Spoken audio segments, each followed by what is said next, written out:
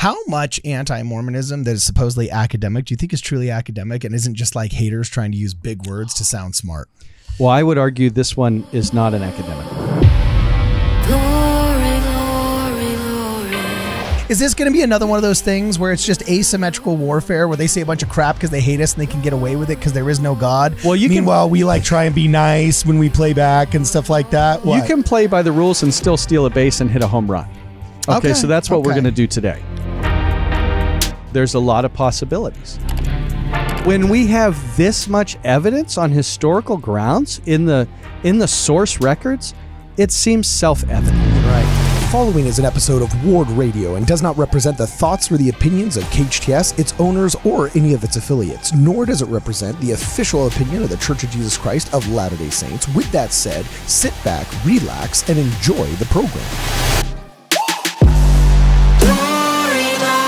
And every source is admitting so far that there is a hill with a hole in the ground that needs reckoned with. Right. Okay. That's powerful. Welcome, ladies and gentlemen, back to Ward Radio. I am your host, Cardinellis. Today I'm joined in the studio by Josh Gehly, author of Witnessing Miracles, Evidences for the Resurrection and the Book of Mormon, as well as by Ed Thomas, our personal bodyguard, making sure everybody is safe and sound inside the studio. And today we've got this is interesting. We got our Bicker Tonight brother from another mother here, defending himself from some vicious online attacks. This episode is titled "The Hole in Dan Vogel's Argument," and I sense a pun. I sense a pun incoming. Josh Gehly, tell us what's going on, my man. I brought my shovel for today, so we're digging some holes and we're identifying some stuff. All right, so, rock on, hit it. You know, basically what we're going to do, first off, let me just start off and compliment Dan Vogel. So, okay, this was great. Welcome to, for this and more, see us at wardradio.com next week. No, I'm just kidding. You want him? Okay, so you want to compliment Korubo. I'm going to compliment him. I'm going to, oh, jeez. I'm just glad to see you sober. I'm going to compliment him, and I'm also going to strongman his position so that when we address his position and compare it with the historical evidence that we're going to bring forth, the audience can make their decision on what's the best explanation for what's going on. So what we're identifying first off is this is tied right into the research of the book. And I've been kind of waiting for somebody, there's been a lot of really positive reviews of my book online. There's been very little critique or criticism, and I think criticism is healthy and it's a way to improve our dialogue. And so I've been kind of waiting for somebody to come at me and say, hey, not sure about your points, Josh, not sure about the arguments. And but just a year and a half, it hasn't happened. For a year and a half, nobody, besides getting compliments and like really good reviews, there hasn't been somebody that might be a critic or a non-believer that's been looking at my book going, I disagree with Josh's conclusion. Well, do you welcome disingenuous haters? Yeah, bring it on. Yeah, okay, cool. Because that's all we got here, bro. We got, And so I was on Rick Bennett's podcast the other day, and when I did, and I presented, there was actually a feedback and some comments that started getting online. I think it might have been the first time that Dan was engaging my material. It was really obvious he had not read the book yet. Okay, and so there were some questions coming up, and what we're going to look at today is the sources, all the data that's available for the location of the hole in the ground on the hill that I am arguing is the location that Joseph Smith procured the golden plates, and the fact that there's even a stone box in that location when it was procured. So we're going to lay out all the sources today. What I'm going to use, let me start off and say, we need a level playing field where a critic and a believer can get together in the same room, and I would do this with Dan on the other microphone, and look at these sources together and have a rubric established where we can say, and listen, Don Bradley uses some of the similar methodologies. Other historians are using similar methodologies. We need to have a standard to say, okay, here's the sources. How are we going to interpret these data? Because that's what we're doing in history, is we're making an inference to the best explanation. So my background, my foundation is going to be the work of Behan McCullough. Okay, well, this isn't going to be the work in the rubric of Joshua the second Joshua. All right, I'm not making up my own rubric. Okay. I'm going to use a rubric under the logic of history, under historical philosophy from Behan McCullough. So what we're going to do is Behan McCullough like Robert's Rules of Order for politics? Is like Behan he has McCullough laid in a history? foundation and a standard that's exactly that way for historians. When historians are using this methodology, it's a solid and reasonable conclusion. Now, why am I using that methodology? They're anti-Mormons. We're members of the freaking Mormon movement. They don't have to play by the rules. We do.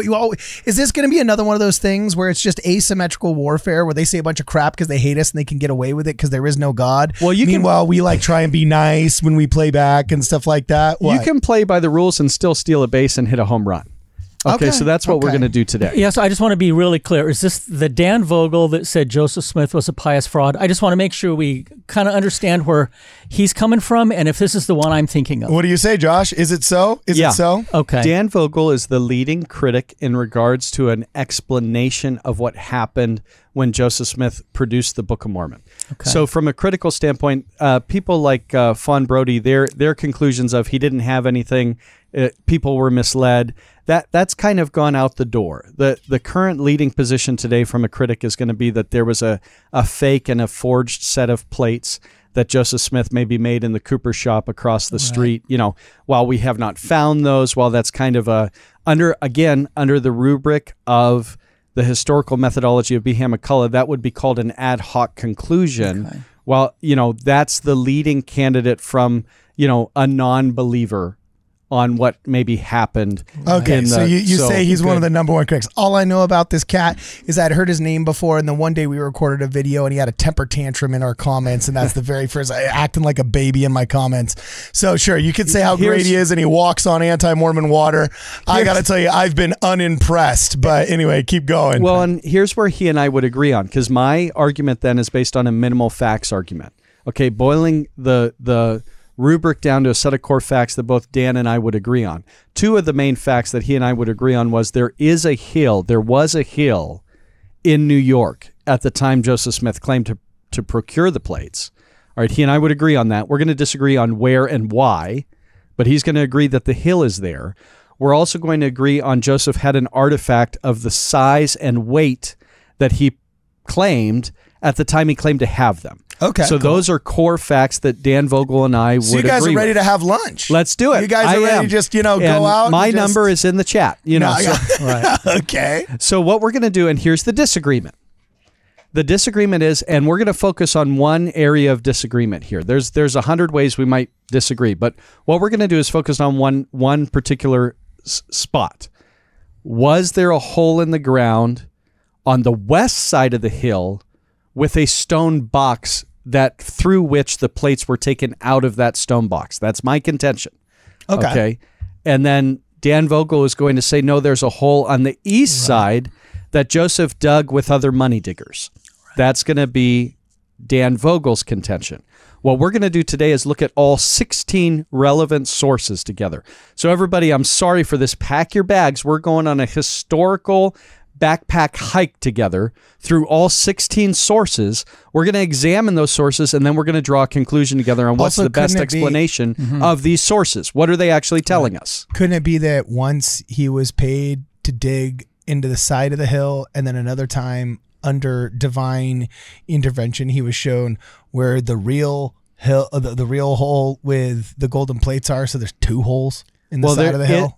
Listen, there's a lot of possibilities. Okay, then the question is, just like there's 4 doors on a car, why can't there be 2 holes in a hill? So we're going to look at the sources, and we're going to say, well, we're going to prefer early sources to late sources. Right. Okay.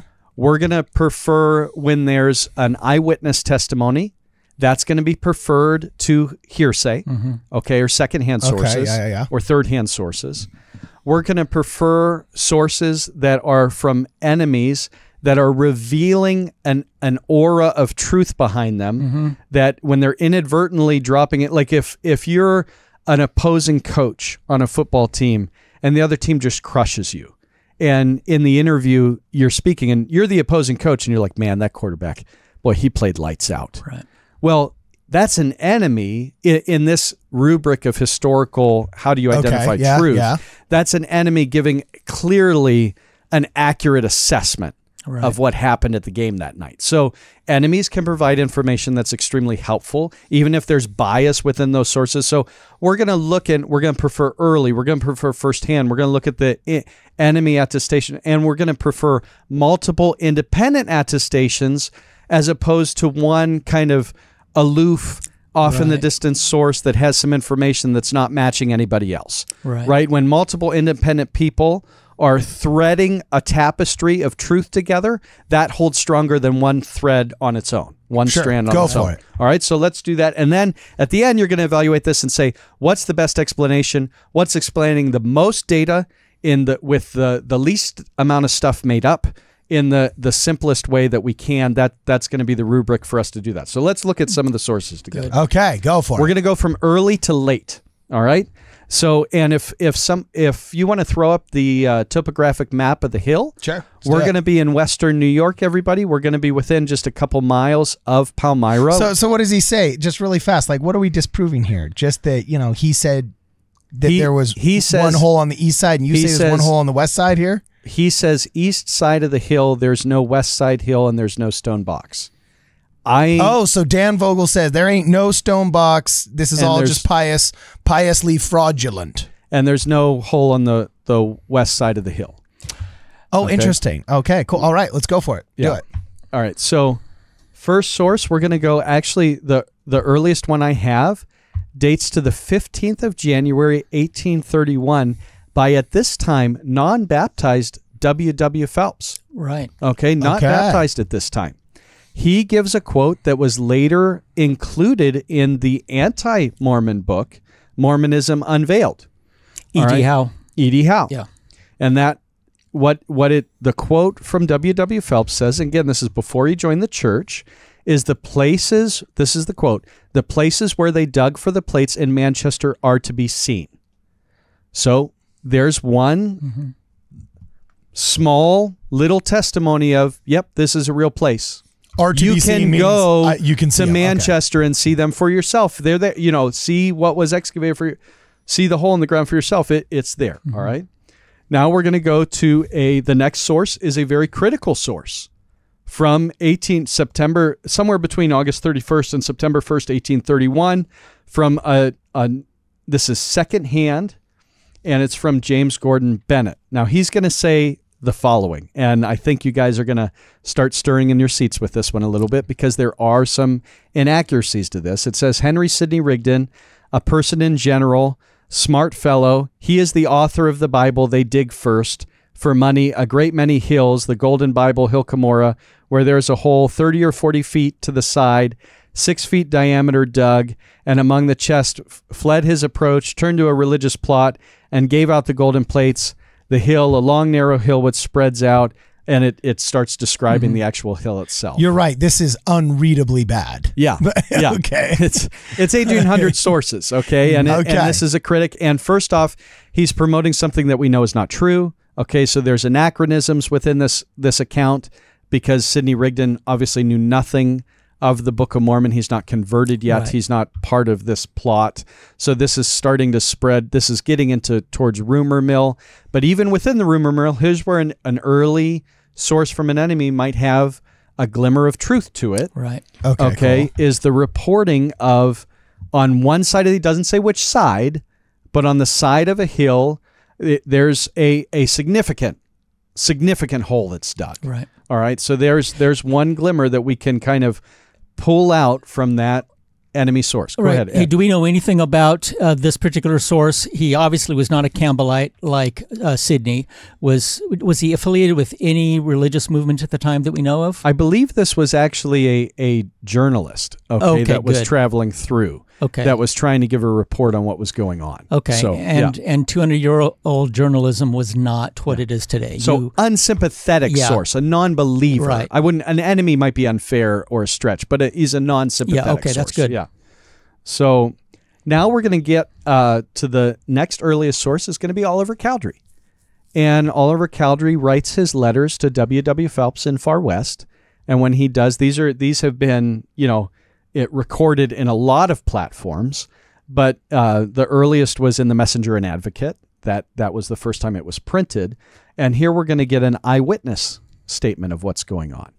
So Oliver says, the hill of which I have been speaking at the time mentioned presented a varied appearance. The north end rose suddenly from the plain, forming a promontory without timber, but covered with grass. As you passed to the south, you soon came to scattering timber, the surface having been cleared by art or by wind, and a short distance further left, you are surrounded with the common forest of the country. I'll go on a little bit, okay? He goes on to say, it was in the mentioned place where the record was found to be deposited on the west side of the hill, not far from the top down its side, and when myself visited the place in the year 1830. Okay. So there's a first-hand eyewitness report of it being on the north end of the hill on the west side. Mm-hmm. All right. Hey, when we look at this drumlin, it basically runs the long end from east to west and the shallow end from north to south, correct? Long end from north to south, shallow end east-west. So it's a long hill, north-south, and then the steep ends are the east side and the west side. Yeah. So, and then he goes on in the same letter to say, first, a hole of sufficient depth, how deep I know not, was dug. At the bottom of this was laid a stone of suitable size, the upper surface being smooth. At each edge was placed a large quantity of cement, and into the cement at 4 edges of the stone were placed erect 4 others, their bottom edges resting in the cement at the outer edges of the first stone. And so he goes on and he's describing the stone box. And there's even more detail on that that's provided within that source. Cool. All right. This is our first account of the stone box, as well as our first account of it being on the west side. Okay. All right. Next, we're going to go to an early convert and neighbor of the Smiths, Joseph Knight. Cool. This is probably the late 1830s, right around that time period. It's roughly that time period. And he basically said that another treasure hunter from the area, Samuel Lawrence, had been to the hill and knew about the things in the hill, and he was trying to obtain them. So there's just a second-hand source referencing the fact that an enemy had been to the hill and recognized it, that there had been something that had been procured from it, and that he was trying to procure it. Now that rings true because of the actions of the enemies to the Smiths. When they do procure it, they're tearing up the cooper shop. They're running and kind of invading the Smith household a little bit. They have to leave under pressure to Harmony because people are threatening life and limb unless Joseph, produces the plates.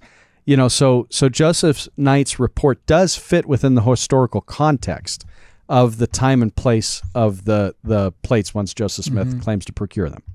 All right, so John Clark, this is a non-believer from September 1840, and we're just cruising through these, hitting a couple high notes, and then we'll hit the conclusions at the end and jump in, guys. But John Clark said, an excavation in the side of the hill, from whence, according to the assertion of the Mormon prophet, the metallic plates, sometimes called the Golden Bible, were disinterred. Again, side of hill, we're not knowing which side based on this source, but again, another claim that on this hill in question, the plates were supposedly procured and there's a hole in the ground there. Next, we're going to go to Joseph Smith's own account as it was published in the Times and Seasons. He clearly does reference some of Oliver's work when he's giving this report, but this is Joseph's statement on it. He says, on the west side of the hill, not far from the top, under a stone of considerable size lay the plates, deposited in a stone box. And he goes on to describe the stone box.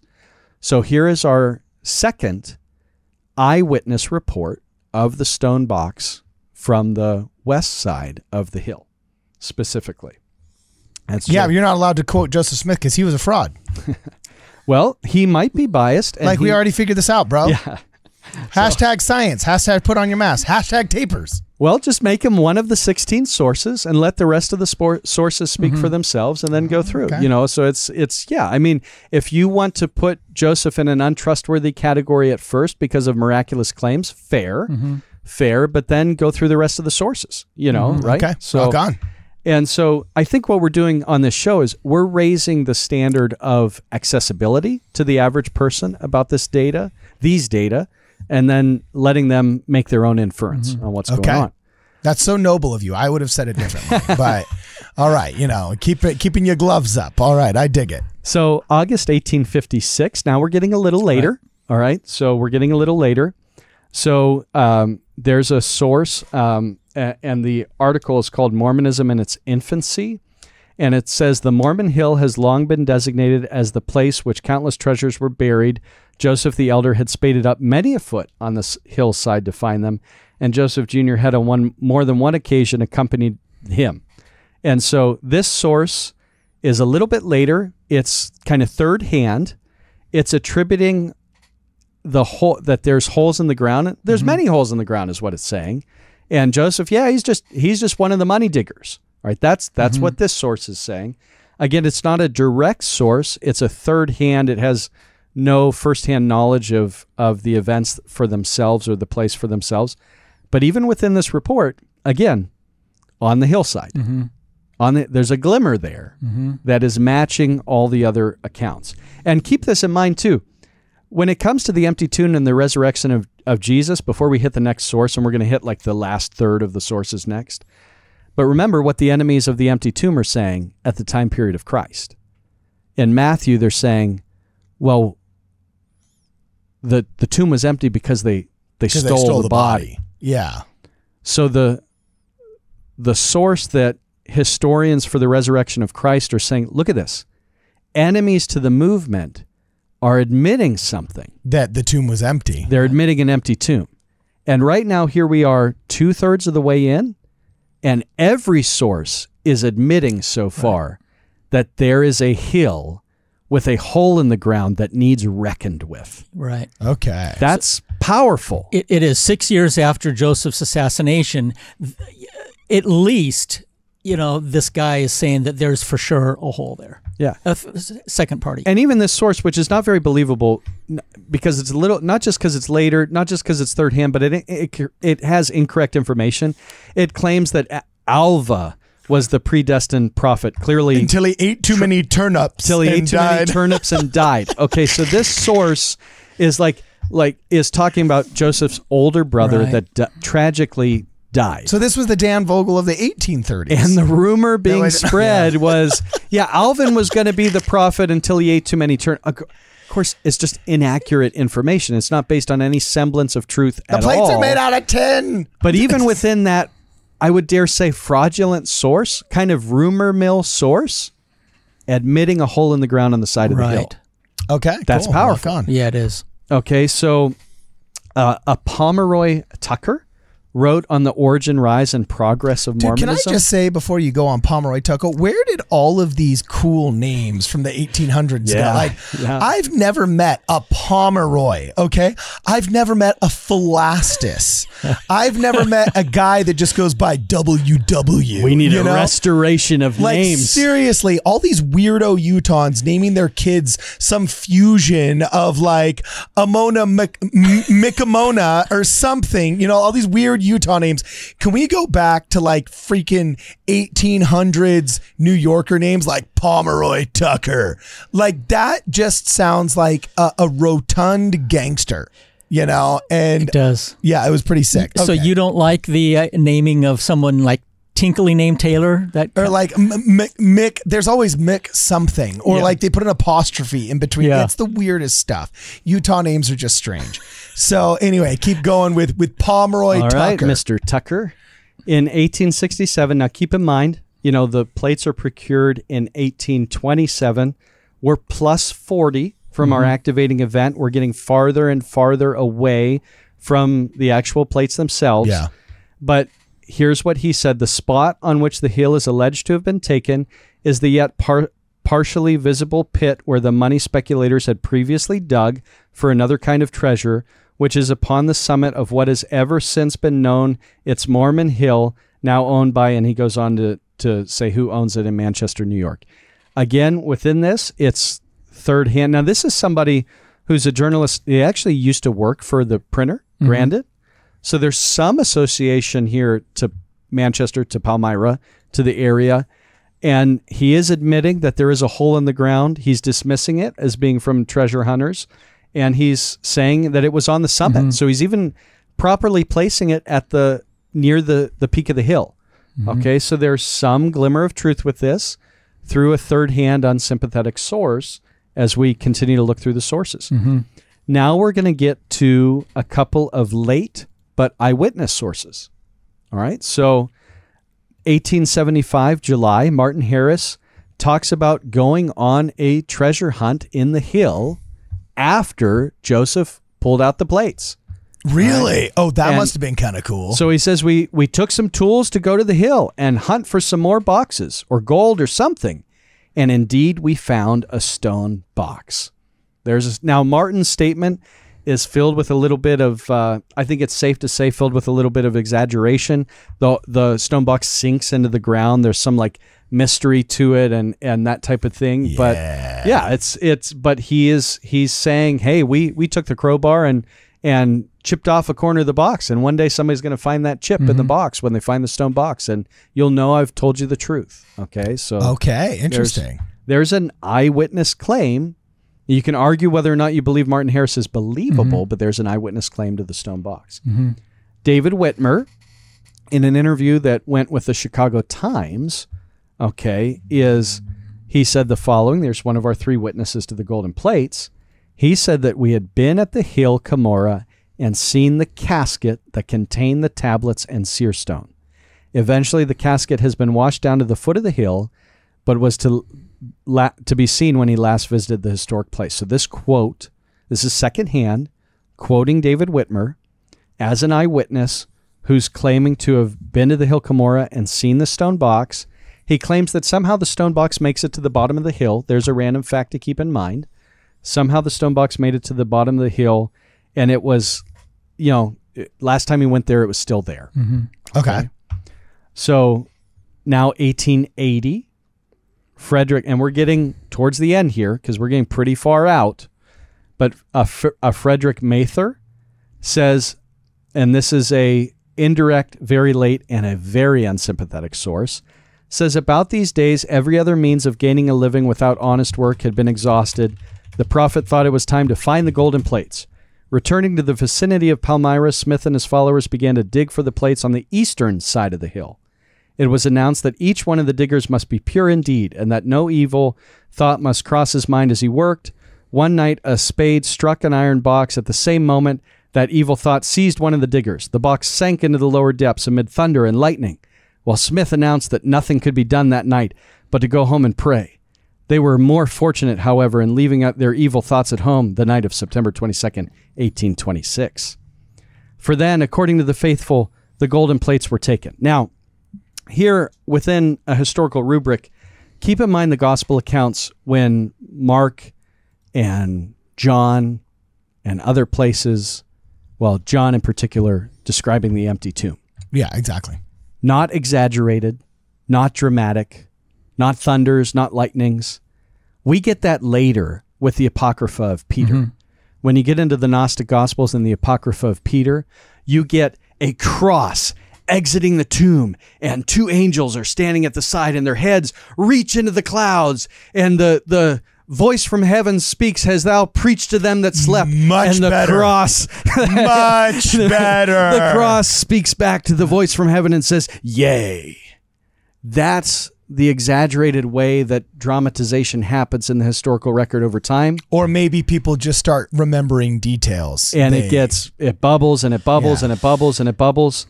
Here we have thunder and lightning and a box sinking. And by the way, Martin's had a box sinking. So we get this dramatization that happens later, okay, with later sources. All right, so, and evil thoughts. And by the way, an incorrect date, okay, it's a year early. All right, so we know there's incorrect data within these sources, but I wanted to show people the trend of, exaggeration, because this is the source. This is the source, and I'd argue the only real source that's being used by Dan Vogel to say east side of the hill. It's the only one. Okay, David Whitmer's? Now, David Whitmer, next, 1881. Okay. He said... No, but you're saying the one Dan Vogel uses is Frederick G. Mather. Frederick G. Mather, third hand, indirect, unsympathetic, loaded with kind of conspiratorial comments in an iron box. Like, again, a box, that's interesting. Okay. on the side of the hill. That's interesting. The box sank to lower depths. So- amid thunder and lightning. So there would be no exaggeration or misrepresentation on the side of the hill. From By the way, during a third-hand source lightning that storm, wasn't I there. don't want to be next to the iron box and all of the crowbars Right. as I'm grounded to the highest elevated point. Because according to that topographic map, I was looking at it. It was like 600 feet high is where the stone box would have been. Every other point after that was like 560, 540, so on and so forth. I'm going to see if, I'm going to go back to the very top. If you look at the topographic map, the highest part of the hill is where supposedly the Angel Moroni monument is nearby. And it's like, dude, I don't want to be holding a crowbar to the heavens during a lightning storm. Grab your trumpets. Yeah, seriously, this is crazy. All right, keep going. So David Whitmer in 1881, he talks about the fact that he had conversations with several young men who claimed to have been to the place in the hill that he, referencing Joseph Smith, took them out just as he described it to them. So this is a late secondhand source from David Whitmer saying that he had conversations with enemies to the movement that actually spurred him to investigate things. So it's really interesting. It's late, but it's secondhand because David Whitmer's here reporting what somebody told him. Okay. So, now we get something even more interesting and something pretty powerful. Lorenzo Saunders was a money digger with Joseph Smith in the past, and he's going to give some quotes. All right, so in 1884, he says, "We went there and we examined the hill all over where he claimed to got the plates, and we could not find a place that was broke, and there was no plates on the ground where the hill was not broke. Robinson said he tried many times to find the hole where he took them out. That is, on the west hill, it was cleared off." So they're saying, couldn't find anything, but we knew where to look. All right, that's this source. Lorenzo Saunders said, couldn't find the hole, but we knew it was on the west side. All right? Okay. But he gives other quotes.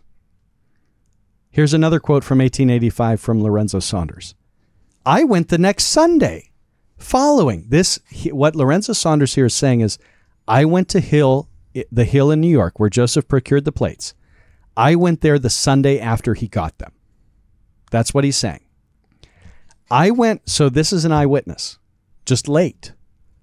"I went on the next Sunday following with 5 or 6 other ones, and we hunted the side hill by course." Again, first time he says west side, this time just the side. "I went to the side hill by course and could not find no place where the ground had been broke." That's the same phrasing he uses in the first quote, right? Now, the first quote, he says, yeah, there was no place where the ground had been broke.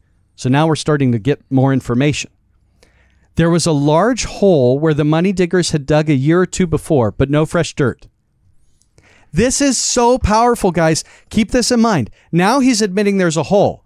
He's admitting that he knows this is as unsympathetic as it gets. It's a little late, but it's his eyewitness. He's saying, I went the Sunday after, and we know he went to the west side because that's what he said to a previous source. And he said, we checked the side hill, and there was a large hole that had been dug a year or 2 before, but no fresh dirt. Guys, when did Joseph Smith excavate the hill? 27? Nope. Try again. Before 1827. Joseph Smith sees the plates first in 1823. He excavates the hill under direction of Angel Moroni in 1823. In the future, all he has to do is kind of clear off the ground and pry it up again. He'd already dug the hole in 1823, according to Joseph Smith's timeline. Yeah. Okay. So Lorenzo Saunders here is not just confirming the place, not just confirming the location of the hill and the fact that there was a hole in the ground in the hill. He's confirming that it was excavated years before 1827, which is exactly what Joseph Smith said. Here, decades later from an unsympathetic source, you have an independent attestation of the exact timing of when the excavation takes place, years before 1827. That's what Lorenzo Saunders says. Wow. Okay, cool. That is very powerful. So another great source, and this is our last one for today, is a believer, Edward Stevenson, who's converted to the movement, and he does a sojourn. He takes a journey to Palmyra to see for himself. Stud. Making the pilgrimage. Making the pilgrimage.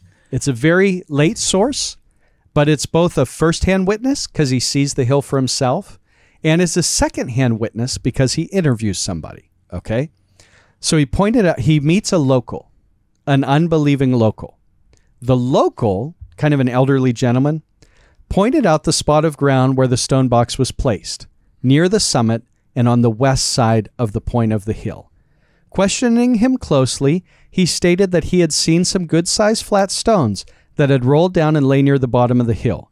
This had occurred after the contents of the box had been removed, and these stones were doubtless the ones that formerly composed the box. I felt a strong desire to see these ancient relics and told him I would be much pleased to have him inform me where they were to be found. He stated that they had long since been taken away, and we have to keep in mind that hill was plowed over and over and over and over again. Yeah. He likewise, now here's an important note. Keep in mind we have one source talking about a hole in the ground on the east side of the hill. He likewise stated that soon after the rumors so widely spread regarding Joe Smith finding a gold Bible, that there was great excitement throughout the whole country, and that it was about this time the Rochester Company located and searched for hidden treasure. My loquacious guide, what a great word. Carden, talk about great names. I was going to say, that was pretty sick, yeah. My loquacious guide showed me another and much deeper cavity made on the east side of the hill by the above-named Rochester Treasure Seekers, a company of prospectors. So here's what we have. We have 16 total sources we've skimmed and read through today. And the last one, I'm sorry, I just can't help but laugh, that the next hole was made by the above-named Rochester Treasure Seekers. That sounds like a high school mascot. That's the worst you know what I'm saying? treasure hunting band ever. That's funny. What's our treasure hunting name? We got to come up with, I don't know. We are the Gadianton robbers. Okay. If I were a millionaire and there was a new high school that needed to be built in Rochester, New York, I would say I will donate if you make your mascot the Treasure Seekers. That is epic. Okay, keep going, Josh. So an unbiased summation without my conclusions. 16 total sources referencing a hill or a hole in the ground in New York. 9 are referencing very general, place of excavation, hole in the ground. 4 are not specifying anything but saying the hole in the ground was on a specific side. It's on the side of the hill, it says 4 times. But it's not saying west or east. 4 times it's being declared to be near or at the top or summit. So on the side of the hill, near the top. 4 different sources. 5 times it's on the west side of the hill. That's from Joseph, Oliver, Edward Stevenson, the unnamed local, and Lorenzo Saunders himself, the enemy. We have 1 time where it's stated on the east side of the hill from an indirect source that's very late. 1 time the east side of the hill is also being mentioned as being from other treasure hunters later, after the plates are procured. And you have 5 reports of seeing a stone box or a casket referencing the stone box. So that's Joseph, Oliver, Martin, David, and the unnamed local that Edward Stevenson, interviewed. All right. So I conclude from this data, from the methodology that we have laid out, that on the west side of the hill near the summit, there was a hole in the ground with an empty stone box, and these are the sources that I'm quoting to draw that conclusion. And this flies in the face of Dan Vogel's analysis or takedown or whatever you said. Yeah, he would reject rebuttal. any notion of a stone box, so he has to grapple with those 5 different independent. Well, then how do you explain all of sources? these? That's right. Like they need to be accounted for in proper these need laid out and actually addressed, kind of individually. If we're you're supposed going to to worship toss these them people as out, historians. Yeah. So you have 2 different unbelievers that are attesting to the stone box in the west side of the hill, or the west side of the hill has 2 unbelievers that are attesting to that. Lorenzo Saunders and the unnamed local. Okay. You have, and I would even conclude that it's fair to say that there's probably a massive hole on the east side. I see no reason to reject that. I'm not going to. Yeah. From the high school. Yeah. There, I would imagine with people seeing the hole in the ground on the west side that there were probably a lot of holes dug in the hill. And that just seems to make sense within the historical record that in this aura of excitement, and this is kind of the get rich scheme of the day, that people certainly would be. It was like the MLM of 1830. Wait, do we think there's any chance he found something? Let's go see for makes sense. What else is there? So, so is that hill still around? yeah, of course. I mean, Can we still go see the holes, or have they been kind of patched up? they've been plowed over until there's no holes left today. 200. And then the years church later. bought the Hill Cumorah, and now it's just probably wildland grasses. Is that what we're saying? Yeah, and it is. And there's some trees on it, and it's beautiful, and it's a great place to go. It's a very faith-filling place for a believer to go, and for a critic to go, a great place to examine and see for yourself and kind of have these sources and consider what might have happened. So I think on historical grounds, again, under the rubric of what's the best explanation, what's accounting for the most sources, what's best accounting to explain those sources, on these historical terms, I think it's very reasonable to conclude that Joseph conducted an excavation on the west side of the hill near the summit at or around 1823. It's possible other excavations happened on the hill before or after on the east side, but who and when does not have enough source material to support a clear conclusion. Dude, I know exactly where it is, bro. You know how in Nicolas Cage's National Treasure, the original Constitution was behind the Hill Cumorah.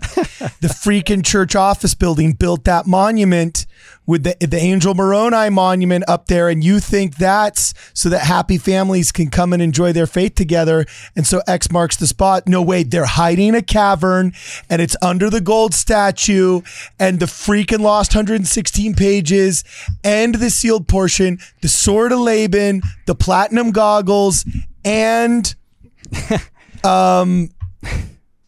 the cord that they bound Nephi with. It's all freaking underneath there, dog. And let's not conflate things. Joseph was treasure hunting between 1823 and 1827 in a myriad of other places. So there is a cave that was dug. There's all these other things. That's fine. That is not addressing the question of, was there a hill in the ground with a stone box on the west side near the summit at the hill in question? And I'd argue there's overwhelming on historical grounds, overwhelming support to say, yes, indeed, that's exactly what was there. Yeah, I might even be inclined to speculate that Dan is intentionally trying not to see what is obvious. If your pony is consistently winning, placing, and showing, and you're going to, put money on some other horse, you're going against all... We don't endorse gambling analogies on this show. No, I'm just kidding. Sorry, but...